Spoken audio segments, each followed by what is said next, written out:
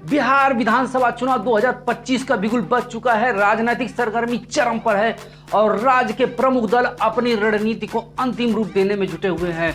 हर दल की निगाहें पटना के तख्त पर जमी हुई है और जनता के दिल में जगह बनाने के लिए सत्ताधारी व विपक्षी दल दोनों ही पूरी ताकत झोंकने को तैयार है। बिहार की राजनीति और इसकी विविध सामाजिक संरचना जातीय समीकरणों और विकास के मुद्दों से गहराई से प्रभावित कर रही हैं। आगामी चुनाव में कौन सा दल किस रणनीति के साथ मैदान में उतर रहा है, किन मुद्दों को प्रमुखता दे रहा है और किस तरह का गठबंधन बना सकता है, यही इस बार की चुनावी कहानी को दिलचस्प बनाते हैं।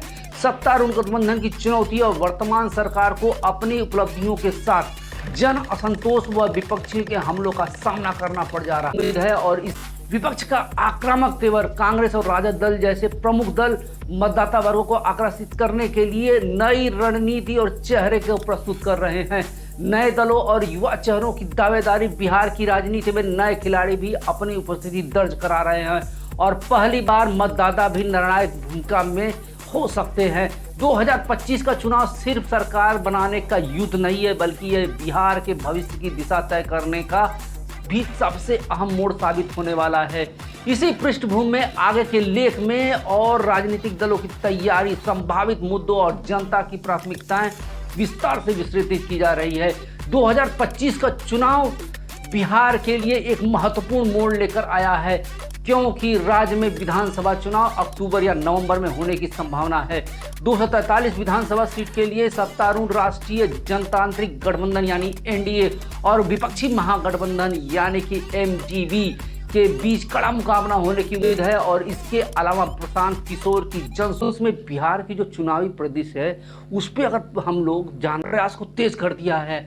हाल ही में एनडी पंचायत में हुई एक ऑनलाइन बैठक में संगठन को बूथ स्तर पर मजबूत करने की रणनीति पर चर्चा की गई। गठबंधन अपने कार्यकाल के दौरान किए गए विकास कार्यों पर भरोसा कर रहा है, जैसा कि शहरी क्षेत्रों में बेहतर बुनियादी ढांचा, सड़कें और बिजली की आपूर्ति। इसके अलावा जो जातिगत गठजोड़ पर भी ध्यान दे रही है, खासतौर पे अत्यंत पिछड़ी जातियों यानी ईबीसी, इसको आप लोग याद रखिएगा, बाद में ये बहुत महत्वपूर्ण भूमिका निभाएगा। और अन्य जातियां ओबीसी जो को अपने पक्ष में करने की कोशिश कर रहे हैं, जो मतदाताओं के लिए एक महत्वपूर्ण हिस्सा है। और बीजेपी जो कि एनडीए का एक प्रमुख दल हिस्सा है, वह अपनी संगठनात्मक ताकत का उपयोग कर रही है। हाल के विधानसभा चुनाव में हरियाणा, महाराष्ट्र और दिल्ली में जीत के बाद बीजेपी बिहार में अपनी स्थिति मजबूत करने के लिए आक्रामक प्रचार की योजना बना रही है। प्रधानमंत्री नरेंद्र मोदी के नेतृत्व में बीजेपी बड़े पैमाने पर रैलियां व जनसभाओं की योजना बना रही है। और एनजीपी की तैयारियां क्या हैं वो तो देखने वाला रहेगा। एमजीबी जिसका नेतृत्व तेजस्वी यादव कर रहे हैं, ग्रामीण व वंचित वर्ग के मुद्दों पर ध्यान केंद्रित कर रहे हैं। वे बेरोजगारी, कृषि संकट व कानून व्यवस्था जैसे मुद्दों को उठा रहे हैं और नौकरी सृजन तथा बेहतर शासन का वादा कर रहे हैं। आरजेडी ने अपने पारंपरिक वोट मुस्लिम और यादव के आधार को व्यापक करने की कोशिश की है, जिसमें कुशवाहा, धानुक और मल्लाह जैसे ओबीसी और ईबीसी समुदाय को शामिल करने की रणनीति बनाई हुई है। इसके अलावा सीपीआई एमएल के साथ गठजोड़ के माध्यम से गैर पासवान और गैर माझी दलितों को आकर्षित करने की कोशिश की जा रही है। एमजीबी ने सीट के बंटवारे पर चर्चा शुरू कर दी है। हाल ही में पटना में एक बैठक में गठबंधन के नेताओं ने सीट बंटवारे की रणनीति पर विचार विमर्श किया। जेएमएम जैसे छोटे दलों ने भी 12 सीटों की मांग की है, जो कि गठबंधन की एकता को परखेगा। इसके अलावा एमजीपी मतदाता सूची के विशेष गहन संशोधन यानी एसआईआर पे सवाल उठा रहा है। आरोप लगा रहा है कि इससे लाखों मतदाताओं को वोट देने से वंचित किया जा सकता है, खासकर विपक्ष के समर्थन आधार से। तेजस्वी यादव ने इस मुद्दे पर चुनाव बहिष्कार करने की संभावना तक जताई हुई है। छोटे दलों की भूमिका क्या होगी? विकासशील इंसान पार्टी यानी वीआईपी जो कि एनडीए से एमजीपी में चले गए हैं, और ओबीसी की पार्टी एआईएमआईएम जो कि कुछ क्षेत्रों में अपनी उपस्थिति रखता है, जहां पे मुस्लिम इलाके ज़्यादा हैं वहां पर यह अपनी उपस्थिति दर्ज कराता है। विशिष्ट निर्वाचन क्षेत्रों में महत्वपूर्ण भूमिका निभा सकता है। उनके वोटों को प्रभावित करने की क्षमता समग्र परिणाम को प्रभावित कर सकते हैं। उदाहरण के लिए मैं आप लोगों को बता रहा हूं कि एआईएम ने 2020 में 5 सीटें जीती थी और इस बार कुछ क्षेत्रों में प्रभाव डाल सकता है। बिहार की राजनीति में जाति एक महत्वपूर्ण कारक है और 2023 में जातिगत जनगणना के अनुसार ईबीसी, जो मैंने पहले आपको बोला था कि ध्यान दीजिएगा, यह एक महत्वपूर्ण घटक है। ईबीसी जो है वो 36% है, ओबीसी 27.13% है, एससी जो है वो 19.655% है और एसटी है 1.68% है, जो कुल मिला के 84.47% है और ऊपरी जो जातियां हैं वो 15.52% हैं।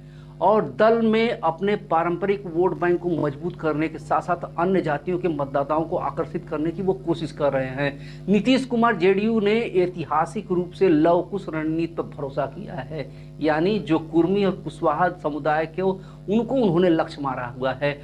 आरजेडी जो है MYBAPP फार्मूला, यानी मुस्लिम, यादव, बहुजन, ऊपरी जाति, महिलाओं और गरीबों को एकजुट करने का प्रयास कर रही है। हालांकि 2024 के लोकसभा चुनाव में इसे चुनौतियों का सामना करना पड़ा था, लेकिन जो इस विधानसभा में जो प्रमुख मुद्दे होंगे वो क्या होंगे? पहला होगा विकास। एनडीए का जो बुनियादी ढांचे का विकास का श्रेय ले रही है, जैसे कि बेहतर सड़कें, बिजली की आपूर्ति। एमजीपी जो है वह ग्रामीण विकास और रोजगार में कमी की तरफ इशारा कर रही है। ऋण माफी और नौकरी सृजन जैसे वादे कर रही है। बेरोजगारी विशेष रूप से युवाओं के बीच में एक बहुत बड़ी चिंता का विषय बना हुआ है। तेजस्वी यादव ने 10 लाख नौकरियों का वादा किया है, जो युवाओं मतदाताओं को अपनी तरफ आकर्षित कर सकता है। कानून व्यवस्था बिहार की बहुत ही खराब है। दोनों गठबंधन राज्य के अपराध दर व शासन पर एक दूसरे पर आरोप लगा रहे हैं। हाल के ही दिनों में बहुत सारी घटनाएं ऐसी हुई हैं जो कि कानून व्यवस्था पर प्रश्न चिन्ह खड़ा करती हैं। एमजीबी यानी महागठबंधन ने एनडीए पर अपराध को नियंत्रित न कर पाने का आरोप लगाया है। सबसे बड़ा जो विवाद चल रहा है वह है मतदाता सूची में संशोधन यानी SIR को लेकर विवाद राजनीतिक माहौल को गर्म कर दिया है और विपक्ष का दावा है कि इसमें 52 लाख मतदाताओं को वोट से वंचित किया जा रहा है, जिसमें 18 लाख जो है मतदाता उनको मृत घोषित कर दिया गया है, 26 लाख को अस्थायी रूप से स्थानांतरित कर दिया गया है और 7 लाख कई स्थानों पर दर्ज मतदाता में शामिल है। इसके बाद आते हैं प्रशांत किशोर की जन स्वराज पार्टी, जो खुद पारंपरिक दलों के विकल्प के रूप में पेश कर रही हैं, जो कि जाति निरपेक्ष शासन व विकास पर जोर दे रही है। शहरी युवाओं को अपनी तरफ आकर्षित करने के लिए शिक्षा व स्वास्थ्य जैसे मुद्दों पर ध्यान केंद्रित कर और स्थापित दलों से असंतुष्ट मतदाताओं को अपनी तरफ आकर्षित कर सकती है। हाल के उपचुनाव में जन स्वराज ने 4 में से 3 निर्वाचन क्षेत्रों में तीसरा स्थान हासिल किया, जो कि इसकी बढ़ती हुई लोकप्रियता को दर्शाता है। हाल के ओपिनियन पोल्स में बिहार की जो चुनावी परिदृश्य है उस पर अगर हम लोग जानना चाहें तो इनसाइड लिंक के सर्वेक्षण के अनुसार 48.9% लोग एनडीए को वोट कर रहे हैं, जबकि 35.8% महागठबंधन को समर्थन दे रहे हैं। हालांकि जो मुख्यमंत्री पद है उसके लिए तेजस्वी यादव को 39% लोगों ने पसंद किया हुआ है, जबकि नीतीश कुमार को 34% लोगों ने पसंद किया हुआ है। वहीं सी वोटर के सर्वेक्षण में तेजस्वी यादव की लोकप्रियता बढ़ी है और 35.5% लोगों ने उन्हें मुख्यमंत्री पद के लिए उचित माना है।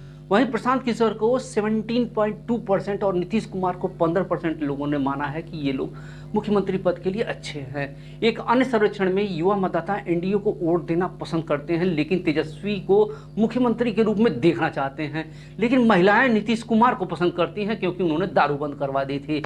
2025 के बिहार चुनाव केवल स्थानीय नहीं होंगे। एनडीए की जीत बीजेपी के राष्ट्रीय प्रभुत्व को मजबूत करेगी और नीतीश कुमार की प्रासंगिकता को पुनः स्थापित करेगी। एमजीपी की जीत INDIA ब्लॉक को पुनर्जन्म दे सकती है, तेजस्वी यादव को राष्ट्रीय स्तर पर एक प्रमुख चेहरा बना सकती है। जन स्वराज पार्टी का प्रदर्शन यह तय करेगा कि क्या बिहार में जातिगत आधारित राजनीति का विकल्प संभव है। जैसे जैसे चुनाव की तारीख नजदीक आती जा रही है, बिहार का राजनीतिक परिदृश्य गतिशील व अप्रत्याशित होता जा रहा है। परिणाम न केवल राज्य के शासन को निर्धारित करेगा बल्कि राष्ट्र की राजनीति को भी प्रभावित करेगा। जातिगत गतिशीलता, विकास के मुद्दे और नए राजनीतिक दलों के प्रवेश के साथ 2025 के बिहार चुनाव एक करीबी नजर रखने वाला और अत्यंत ही कॉम्पिटिटिव मामला होने का वादा कर रहे हैं। अगर आपको मेरा विश्लेषण पसंद आया हो तो कृपया मेरे चैनल को लाइक सब्सक्राइब कर दीजिए, ताकि आपकी मित्रता मेरी मित्रता बनी रहे। और अगर आप अपने मित्रों में शेयर करना चाहें तो प्लीज़ आप लोग शेयर करिए, ताकि ये जो विश्लेषण है वो अधिक से अधिक लोगों को पहुंच सके। और अगर आपकी इस विश्लेषण पे कोई कमेंट करना चाहते हैं तो अवश्य करिए, प्लीज़ करिए, ताकि मुझे इसमें सुधार करने का मौका मिल सके। आप सभी का मेरा वीडियो देखने के लिए बहुत बहुत धन्यवाद।